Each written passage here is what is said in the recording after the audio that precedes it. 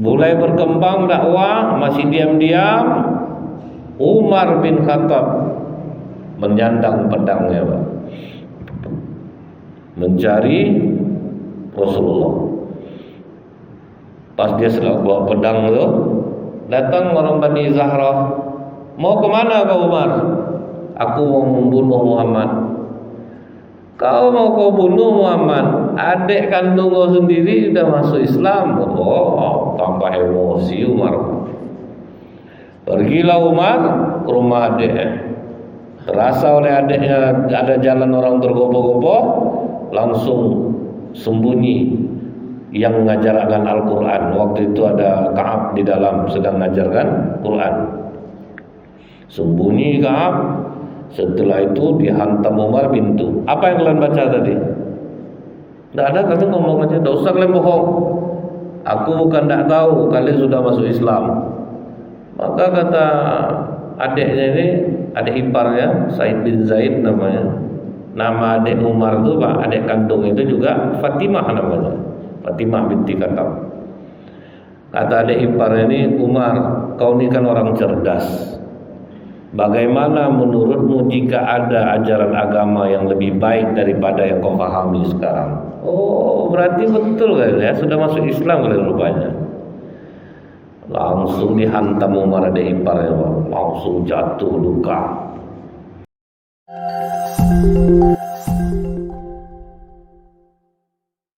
Alhamdulillah, nahmaduhu wa nasta'inu wa nastaghfiruh. Wa na'udzu billahi min syururi anfusina wa min sayyiati a'malina. May yahdihillahu fala mudhillalah wa may yudlil fala hadiyalah. Asyhadu an la ilaha illallah wahdahu la syarikalah wa asyhadu anna Muhammadan abduhu wa rasuluh. Allahumma shalli wa sallim wa barik ala hadzal nabiyil karim wa ala alihi wa sahbihi ajmain. Bapak-bapak pengurus masjid yang saya hormati, alim ulama, tokoh masyarakat, cerdik pandai, bapak ibu, orang tua yang saya muliakan, hadirin hadirat yang semoga kita semua senantiasa dirahmati oleh Allah. Selalu kita mengawali dengan bersyukur kepada Allah. Alhamdulillahirabbil alamin. Allah berikan kita kekuatan iman sehingga walaupun mungkin di antara kita ada yang sakit, tapi semua dikesampingkan dan hadir di masjid ini. Semoga apa-apa yang kita lakukan ini bernilai ibadah di sisi Allah dan diganti dengan pahala yang berlipat ganda insyaallah. Bersolawat kita kepada Rasulullah sallallahu alaihi wasallam dengan ucapan Allahumma sholli ala Muhammad wa ala alihi washabihi wasallim. Semoga dengan banyak kita bersolawat kita mendapatkan syafaat di yaumil akhir kelak. Menyambung kajian kita dalam kitab Bilik-bilik Cinta Rasulullah SAW karya Dr. Nizar Abbasah. Kemarin kita sudah sampai betapa terkejutnya Rasulullah ketika melihat malaikat Jibril dalam rupa aslinya. Jadi setelah Rasulullah berbicara dengan Ummul Mukminin Khadijah tentang apa yang dilihatnya di Gua Hira, Ummul Mukminin Khadijah langsung mengajak Rasulullah pergi ke rumah sepupunya Waraqah bin Nawfal. Jadi ini kali kedua Ummul Mukminin Khadijah datang ke rumah Waraqah bin Nawfal. Waraqah bin Nawfal ini ahli kitab, Bu. Jadi dia ini cukup bisa dijadikan tempat untuk bertanya saat itu. Dijelaskan oleh Ummul Mukminin Khadijah, Muhammad ini sewaktu dia berada di Gua Hira, suatu malam didatangi oleh sosok putih besar menutupi angkasa. Kemudian makin lama dia menjepit tubuh Muhammad ini dan dia mengatakan Iqra. Dijelaskan semua oleh Ummul Mukminin Khadijah. Setelah dijelaskan oleh Ummul Mukminin Khadijah, langsung Waraqah bin Nawfal mengatakan, ini adalah namus yang diturunkan Allah kepada Nabi Musa alaihissalam. Ini adalah wahyu yang diturunkan Nabi Musa, Allah kepada Nabi Musa. Alangkah bahagianya Muhammad, andaikan pada saat itu aku bisa menyertai perjuanganmu di saat engkau diusir oleh kaummu. Jadi dari kata-kata Waraqah bin Nawfal ini, memang dia meninggal sebelum Rasulullah menjalankan dakwahnya, tapi dia dianggap sudah meninggal dalam keadaan muslim. Karena memang dia sempat mengatakan, andaikan aku masih hidup di saat engkau diusir oleh kaummu, aku akan menyertai perjuanganmu. Di situ terkejut Ummul Mukminin Khadijah. Orang sebaik suami aku ini mau diusir oleh kaumnya. Iya Khadijah, tidak ada seseorang pun yang membawa hal seperti ini melainkan dia akan dibenci oleh kaumnya. Jadi yang namanya dakwah tauhid itu Pak, lawannya memang banyak sampai hari ini. Contohnya, coba larang orang minta ke kubur, pasti ngamuk dia Pak, dengan alasan kami kan menghargai orang-orang soleh, makanya kami ke kubur ini. Ziarah makam itu dianjurkan dalam Islam. Meminta kepada orang yang di dalam makam itu yang tidak boleh. Kalau ziarah baguslah Bu, kita pergi ke kuburan, mengingat kematian, mendoakan orang yang di dalam kubur. Cuman dalam kenyataannya Pak, tidak seperti itu. Jadi banyak orang ke kubur itu akhirnya meminta malah. Jadi ada juru kunci makam lah istilahnya Pak ya. Jadi kalau kita datang ke sana, nanti ditanya Pak, apa hajatnya? Oh memangnya pakai hajat di sini ya? Kalau misalnya mau kaya, ngajinya di kubur sebelah sana. Kalau mau jadi pejabat, nah yang di tengah nih kuburannya jadi ngaji. Kalau untuk supaya usaha lancar, situ ngaji. Ah itu jadinya Pak. Meminta kita ke kubur itu jadinya. Cobalah dakwah ini macam masjid di mana itu Pak ya, yang kemarin heboh di televisi, sampai di Selangorang, tempat orang ceramah itu. Jangan coba usiklah kami ini bagaimana gitu. Padahal betul tuh yang dikatakan Ustaz itu, walaupun terlepas dari pemahaman Ustaz itu apa gitu, tapi yang dibilang dia betul memang Pak. Banyak orang yang meminta ke kubur. Cobalah dakwah kan kalau nak ngamuk dia Pak. Jadi yang namanya dakwah tauhid macam yang sekarang ini sedang viral di YouTube, ada seorang yang bertopengkan pakaian ulama, kemudian pergi dia ngobat-ngobati orang ke rumah, ngusir-ngusir jin, kan ada tuh bahkan. Nah, itulah kerja dia sekarang, lumayan juga pemasukannya itu Pak. Ada keris petir namanya Bu.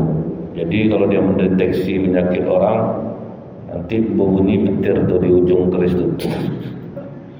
Rupanya harga keris itu 1.462.000 di Tokopedia Pak. Ada jualnya Pak. Ada dijual Pak itu Pak.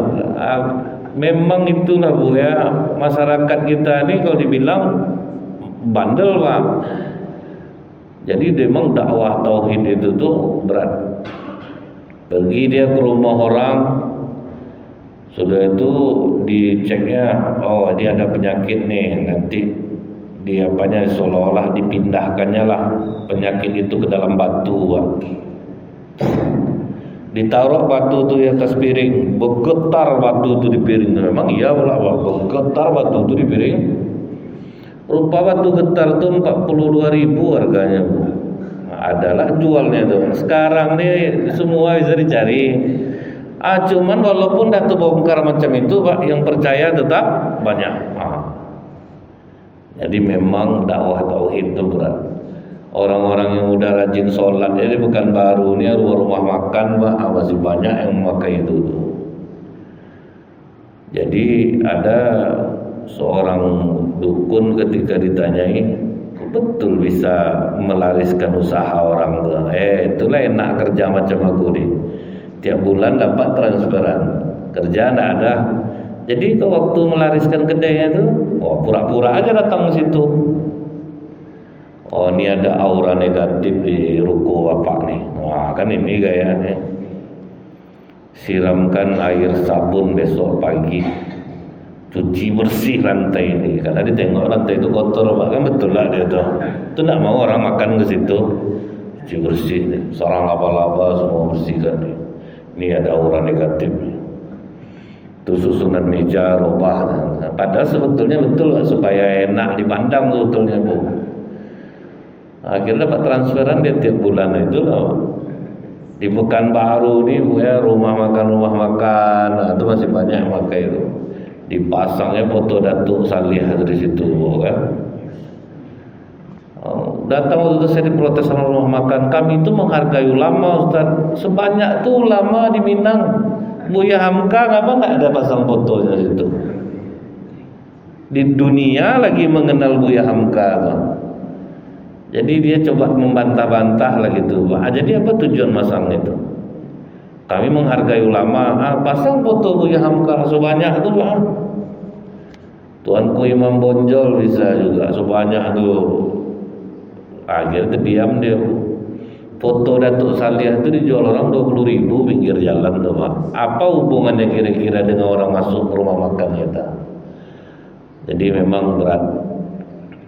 Dakwah tauhid itu pasti dibenci orang. Pasti orang benci sama dia, kecuali orang-orang yang memang dapat petunjuk oleh Allah. Macam orang-orang yang udah sering ke masjid, orang sering mengaji, ya tidak ada peduli dia lagi, Pak. Cuman yang di luar kan jauh lebih banyak daripada yang ke dalam masjid nih, Pak. Nah, kemudian sudah tahu Ummul Mukminin Khadijah bahwa suatu saat suaminya akan diusir. Jadi udah siap-siap mental jauh-jauh hari.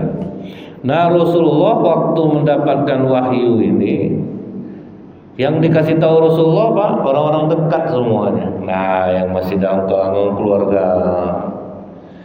Dan memang ya kalau menyampaikan sesuatu itu memang sebaiknya dengan orang yang kita kenal dulu. Itu agak lebih mudah menyampaikannya.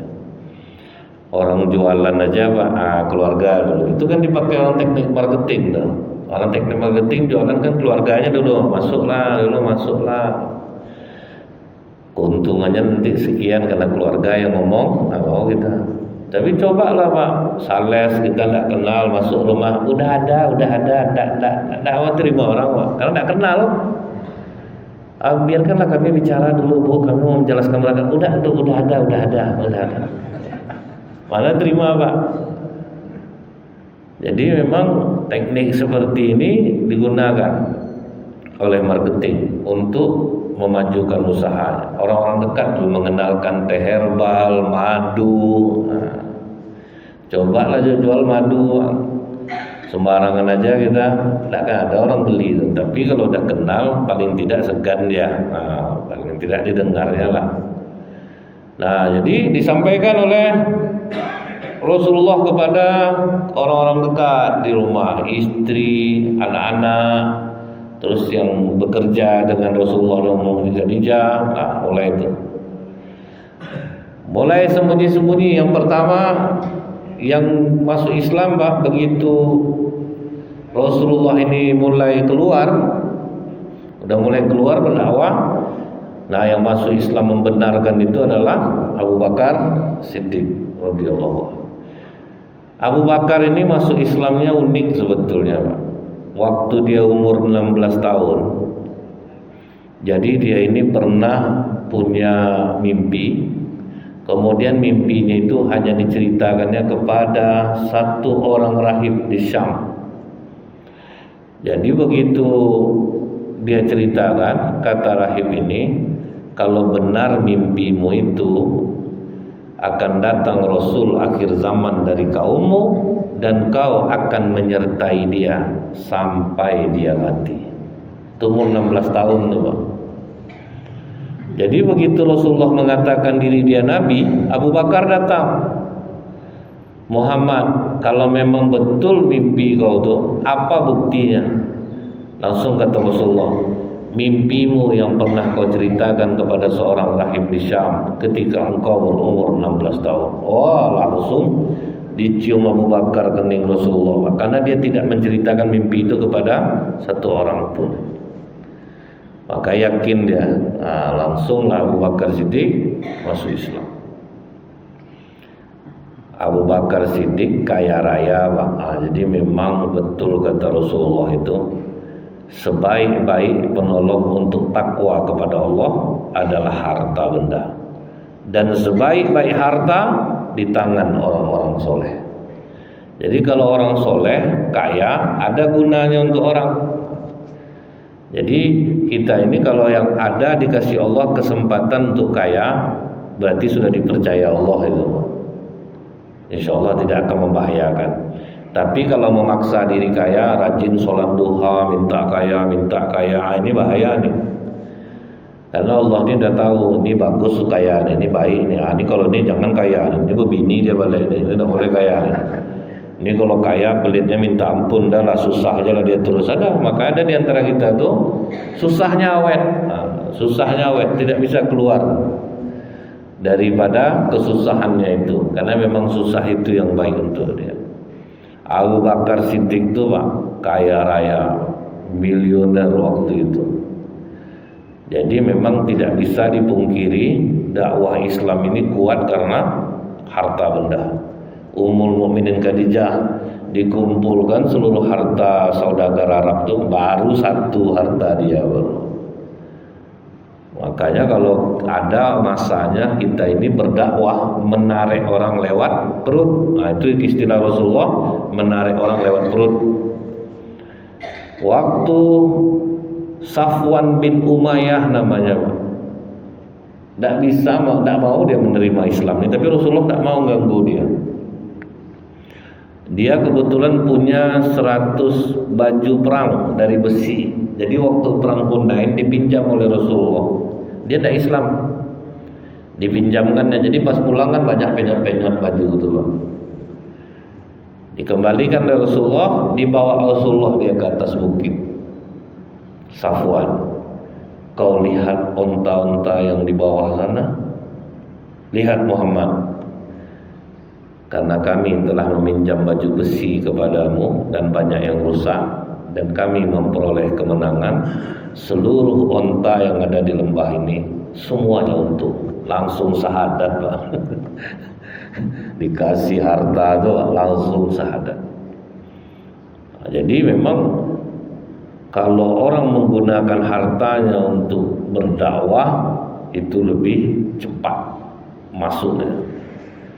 Macam Masjid Darul Amal dekat belakang Telkom ini payah tuh ngundang masyarakat tuh Pak. Ceramah ke masjid dengan ceramah payah. Datang orang rumah makan terapung Pak, umumkan. Sehabis ceramah saya nanti nanggung makan. Maghrib udah penuh masjid. Ada yang pakai jilbab miring-miring. Memang sekali itu baru mungkin ke jilbab Pak. Ada yang salah masuk pintu masjid, bingung dia Pak, mana pintu masjid masuk. Kepancing pakai perut. Nah itu yang menarik orang dari perut. Nah, jadi Abu Bakar Siddiq dengan masuk Islamnya dia, yang mendakwahkan Tolha, orang-orang kaya itu kan Abu Bakar Siddiq, Utsman bin Affan. Orang kaya nih Bu, kalau baik dia Bu, omongannya didengar orang Pak. Kalau orang kaya lah ngomong di masjid nih Bu, soal AC ini misalnya, ini panas masjid kita nih, pakai AC lagi, diam aja lah kita Pak, selesai sama orang kaya. Tapi kalau orang miskin yang ngomong pakai AC, Pak pengurus, kau kipas anginnya masuk angin kau, AC lah kau minta. Jadi memang pengaruhnya besar. Orang kaya itu Pak ya, terkentut dia sedang makan, karena ada yang marah. Oh bapak terkentut saya, bagus tuh Pak Haji. Kentut tuh sehat kita tuh Pak Haji. Orang aja di rumah sakit habis operasi nunggu kentut baru boleh minum. Tapi coba orang miskin yang kentut sedang makan Pak, maaf Pak terkentut dan tidak ada otak kalau orang makan kentut. Beda Pak. Jadi yang mendakwahkan pedagang-pedagang kaya itu Abu Bakar Siddiq. Masuklah Tolha, Utsman bin Affan, kuat jadinya. Jadi kita ini memang ada yang dikaruniakan Allah harta. Ada dalam Islam ini orang yang dikaruniai Allah harta tapi memilih hidup miskin, itu ada. Ada juga ulama namanya seperti Ibrahim bin Adam, dia kaya, gayanya bagus, tetapi juga dia berarti untuk orang lain. Jadi dalam Islam ini bermacam-macam Bu. Ada yang memang memilih hidup miskin walaupun dia diberi kesempatan untuk kaya. Jadi macam-macam nih. Jadi kita tidak bisa pula maulah dia hidup miskin macam itu, memang ada. ulama-ulama dalam Islam ini yang memang memilih hidup miskin. Contohnya kalau di masa Harun al-Rasyid dulu jadi khalifah, dua ulama Sufyan bin Uyainah itu memilih hidup kaya. Tapi di masa itu juga ada satu ulama yang memilih hidup miskin. Sufyan bin Uyainah dan satu ulama lagi ditawarkan harta masih menerima, dan itu bukan suatu hal yang salah. Tapi pas ulama yang ketiga nih ditawarkan Harun al-Rasyid harta, katanya Allah maha kaya, tidak perlu kau bantu aku. Itu macam itu kan. Jadi masing-masing kita nih Pak, tergantung hati kita nih. Macam orang terkaya di Arab Saudi, Sulaiman Al-Raji, kaya raya tapi memilih hidup miskin. Tinggal di rumah TV 36, harta banyak. Apakah di kalangan orang non-muslim ada juga seperti ini? Ada Pak, orang terkaya di dunia, Elon Musk, tinggal di pabrik. Jadi tidak bisa juga kita bilang di Islam saja orang ada. Macam sedekah yang besar-besar macam Umar bin Khattab, John Soros yang melumpuhkan ekonomi Asia, orang Yahudi, sedekahnya 40% dari hartanya tuh Pak. Jadi masing-masing orang dia punya style masing-masing. Janganlah kita memandang orang ustadz bergaya cinta dunia, ustadz ini belum tentu juga Pak. Terus kalau kita tengoklah orang Islam ini rajin ibadah hidupnya miskin, parah hidupnya, tidak bisa juga. Karena bisa jadi lebih bahagia dia lagi daripada orang yang berduit. Nah jadi masing-masing itu berbeda. Cuman waktu Abu Bakar masuk Islam, itu dakwah agak mulai kuat jadinya. Cuma belum ketahuan. Makin merebak Pak, mulai tahu orang Quraisy. Yang dijadikan Rasulullah markas rumah Arqam bin Abil Arqam, anak-anak umur 16 tahun Pak. Jadi kata Rasulullah, sayangilah pemuda, karena semasa dakwahku dulu pemudalah yang menerimanya, orang-orang tua membantah. Jadi memang Rasulullah itu berpesan tentang anak muda, karena anak muda lebih mudah menerima dakwah Rasulullah daripada orang tua saat itu. Jadi sahabat Rasulullah itu yang tua entah satu atau cuma 2 orang Pak, yang mau dengar dakwah Rasulullah. Selebihnya tidak ada yang mau, anak-anak muda semua. Jadi anak umur 16 tahun, 13 tahun, 14 tahun di sisi Rasulullah. Nah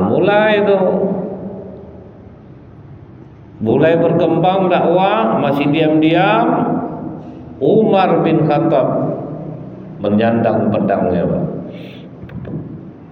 mencari Rasulullah. Pas dia sedang bawa pedang itu, datang orang Bani Zahrah. Mau kemana kau Umar? Aku mau membunuh Muhammad. Kau mau kau bunuh Muhammad? Adik kandung kau sendiri sudah masuk Islam. Tambah emosi Umar. Pergilah Umar ke rumah adiknya. Terasa oleh adiknya ada jalan orang tergopoh-gopoh, langsung sembunyi yang mengajarkan Al-Quran. Waktu itu ada Ka'ab di dalam sedang mengajarkan Quran. Sembunyi Ka'ab. Setelah itu dihantam Umar pintu. Apa yang kalian baca tadi? Tidak ada, kami ngomong aja. Tidak usah kalian bohong. Aku bukan tidak tahu kalian sudah masuk Islam. Maka kata adiknya ini, adik iparnya Said bin Zaid namanya. Nama adik Umar itu Pak, adik kandung itu juga Fatimah namanya. Fatimah binti Khattab. Kata adik iparnya ini, Umar, kau ini kan orang cerdas. Bagaimana menurutmu jika ada ajaran agama yang lebih baik daripada yang kau pahami sekarang? Oh, berarti betul kan ya, sudah masuk Islam kalian rupanya. Langsung dihantam Umar adik iparnya, langsung jatuh luka. Apakah Said bin Zaid melawan? Tidak, karena dia tahu Umar itu centeng pasal lukas. 5 orang pun tidak terlawan Umar tuh. Jadi sia-sia aja kalau melawan dia berkelahi. Tidak melawan dia, cuma tentu adiknya Fatimah binti Khattab ini nengok suaminya itu kan tidak senang dia Pak. Dimarahinnya Umar. Walau bagaimanapun kau memperlakukan kami tidak akan keluar dari agama ini. Langsung ditinjunya lah muka adiknya berdarah Pak. Pukul terus Umar kata dia. Melihat pipinya adiknya berdarah, batinnya pun langsung luntur. Balai dia down rendah. Mana yang kalian baca tadi? Mulai ramah nih Pak. Mulai ramah, datanglah adiknya, kau najis, kau tidak boleh memegang itu. Mandi kau dulu, baru boleh pegangnya. Jadi kalau orang non Muslim mau memegang Al-Quran, mandi dia dulu. Boleh tak masuk Islam? Kan belum masuk Islam nih Pak. Mandi kau dulu, kau najis. Digitukan sama adiknya. Melihat dia sudah lunak, baru keluar dari dalam. Allahu Akbar, mudah-mudahan Umar kau inilah doa dari Rasulullah. Karena 2 hari sebelumnya Rasulullah berdoa, ya Allah muliakanlah Islam ini, kalau tidak dengan Abu Jahal, dengan Umar bin Khattab. Akhirnya Allah memilih Umar. Setelah selesai mandi, yang dibaca waktu itu surat Toha ayat 1 sampai 14. Itu yang dibaca Umar. Runtuh jiwa Umar membaca surat Toha ini. Jadi kalau ada yang keras-keras hati, Pak, suruhlah baca surat Toha. Karena Umar bin Khattab lumpuh hatinya ketika membaca surat Toha. Jadi Al-Quran ini salah satu keajaibannya, kita misalnya punya masalah apa saja Pak, buka Al-Quran secara acak, biasanya ketemu kita masalah kita di sana. Itu salah satu keajaiban Al-Quran. Orang punya masalah, panik dia, berwudu, sholatnya 2 rakaat, buka Al-Quran sembarangan, dapatlah tuh Pak, apa yang menjadi masalah dia, atau dosa apa yang dilakukannya sampai hidupnya susah.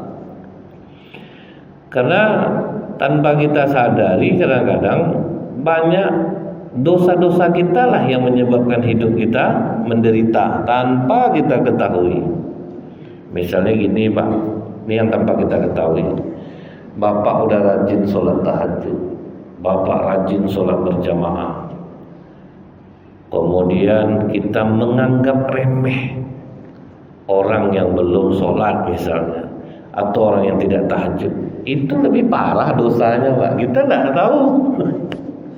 Asal nampak orang deh, segini amalan orang nih baru, tidak macam saya. Tanpa kita sadari Pak, dosa itu bisa menyulitkan hidup kita. Jadi ketika ditanya ke seorang ulama, kalau kita ditindas oleh penguasa sampai kita lari dari kampung kita membawa harta dan jiwa kita, ada enggak yang lebih pedih daripada itu? Dijawab ulama ini Pak, ada. Yang lebih bahaya rasanya dari penindasan penguasa kepada kita sampai kita harus lari membawa harta dan jiwa kita, yaitu perasaan ingin dimuliakan orang lain. Itu ngeri. Ingin dimuliakan orang, ingin orang itu mengerjakan apa yang kita inginkan, senang betul hati kita. Kemudian ingin dibedakan kalau pas belanja, ngurus-urusan, karena ketokohan dia.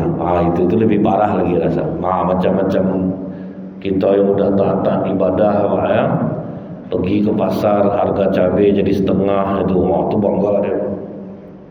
Karena dibedakan orang harganya gitu. Apa-apa dikerjakan orang. Jadi banyak dosa-dosa yang tersembunyi yang dibisikkan iblis kepada orang-orang yang sudah taat ibadah. Itu yang ngeri. Kadang tak sadar kita mandang orang deh, mau jadi apa lah orang ini hidup macam ini ya. Tengok saya sedekah banyak, apa banyak, pada hidup saya susah nih ya. Ada lebih besar susah ini. Kita memandang, menganggap remeh orang lain. Karena yang arti sombong itu apa Bu? Mengingkari kebenaran, menganggap rendah orang lain. Nah selesailah tuh. Asal dari remehnya kita mandang orang, selesailah tuh. Nah jadi Umar bin Khattab begitu baca Quran dapat masalahnya langsung terima Islam. Baru ditanyanya, Pak, mana Rasulullah? Baru ditunjukkan orang di rumah Arqam bin Abil Arqam. Pergilah dia ke rumah Arqam bin Abil Arqam. Di situ sudah ada Hamzah. Hamzah baru 3 hari masuk Islam, Pak, paman Rasulullah. Apa kata Hamzah? Kalian awasi Umar. Kalau niatnya baik, lepaskan dia. Tapi kalau enggak, bunuh dia dengan cepat. Kalau enggak, selesai kita dibuatnya. Harus cepat kita membunuhnya. Rupanya Umar nak tanggung segannya sama Hamzah nih, Pak. Begitu nampak nampak Hamzah, ditanya Hamzah, mau apa kau Umar? Aku ingin ketemu Rasulullah. Berarti kalau udah jemput Rasulullah, tidak manggil nama nih, ini udah mulai baik nih. Keluar Rasulullah. Semoga Umar, Allah mengabulkan doamu untuk memuliakan Islam ini. Kata Umar, iya ya Rasulullah, aku ingin masuk Islam. Wah, takbirlah sahabat yang ada dalam itu. Setelah Umar syahadat, apa kata Umar? Ya Rasulullah, jika saat ini aku mati dalam keadaan agama Islam, apakah aku mati dalam kebenaran? Kata Rasulullah, iya Umar. Kalau aku hidup di dalam Islam ini, apakah aku hidup mulia dalam kebenaran? Iya Umar. Kalau begitu keluar semuanya, kita langsung nampakkan keislaman kita. Makanya semenjak Umar masuklah dakwah Islam mulai terang-terangan. Jadi butuh centeng juga dalam Islam ini, Pak. Jadi jangan dibilang orang-orang preman-preman itu tuh tidak ada gunanya, Pak. Masuk Islam dia kokoh Islam ini karena keberanian dia. Imam masjid di Jepang aja matanya ini bertato nih, Pak. Mata aja bertato loh, muka penuh bertato. Dia bekas mafia Yakuza. Suami istri bertato tuh masuk Islam. Kuat jadinya, Pak. Kalau ada centeng kan kuat Islam ini jadinya, Pak. Makanya di orang Islam ini ada yang keras, ada yang lembut gitu. Misalnya anak lari-lari di masjid, coba larang lembut-lembut, mana bisa, Pak? Keluar ya nak ya, orang sholat makin macam ulat kelakuannya, banyak panjatnya nih, Pak. Datang yang keras tuh, keluar, ngajar dalam masjid. Tanggal kan sarung lari dulu. Butuh orang tegas, orang keras, ada gunanya. Umar di depan mengawal, Hamzah di belakang. Langsung pergi ke Ka'bah, melihat Umar udah masuk Islam tuh, tunduk semua orang Quraisy. Pas Umar lewat, setelah selesai tawaf, didekati Umar orang-orang Quraisy. Hei kalian, kata Umar, siapa yang kalian pagi ini anaknya mau jadi anak yatim, mama kandung kalian menangis, istri kalian menjadi janda, tegak kalian lawan aku. Nah, ada nengok satu pun, Pak. Oh janganlah kau tengok dia lagi. Aku tak ada loh, kau takut, Bu. Nah, ada yang berani itu pun. Mulai menyebar Islam, Pak. Agak mulai cuman yang miskin-miskin azab. Macam Bilal itu disiksa. Apa kata Abu Bakar Siddiq? Aku beli dia. Itu guna kaya tu, kata Abu Bakar. Aku beli budakmu itu. Dimahalkan sama tuannya, Pak. Aku jual dia 9 ukiah emas. 9 ukiah emas itu, Pak, 1 ukiah itu 7,4 dinar. 1 dinar 3.578.000 kali 7 udah berapa? Kali 9 ukiah dapat mobil CR-V, Pak. Dengan kekayaannya Abu Bakar beli itu Bilal bin Rabah, dibebaskan dari perbudakan. Itu guna-guna harta nih, Pak. Jangan disimpan untuk kita aja semuanya. Dapat disimpan, ditanya, Pak, kenapa Bapak banyak untuk nyimpan duit? Sakit-sakit payah besok Ustaz. Untuk sakitnya dibuatnya bagus, sembuhkan dengan sedekah lagi. Jadi mulai menyebar, bersatulah orang Quraisy. Ini tidak bisa kita pakai kekerasan lagi nih. Makin kita keraskan, umat Islam ini makin banyak deh, makin tinggi simpati orang. Baru dipakai cara halus, Pak. Pergi mereka ke rumah Abu Thalib. Abu Thalib, tolong sampaikan kepada Muhammad, berhenti dia mendakwahkan Islam nih. Dia mau jadi raja, kami udah sepakat semuanya, mengangkat dia jadi raja Arab. Raja ditawari, Pak. Dia mau kaya, kami kumpulkan seluruh kekayaan kami, kami kasih ke dia. Dia mau wanita, dia tinggal tunjuk wanita seperti apa yang dia mau. Itu ngerinya rayuannya, Pak. Jadi dari dulu tuh melumpuhkan iman ini dengan apa? Jabatan, uang, wanita, harta tahta wanita ini dari sejak dulu lagi tuh.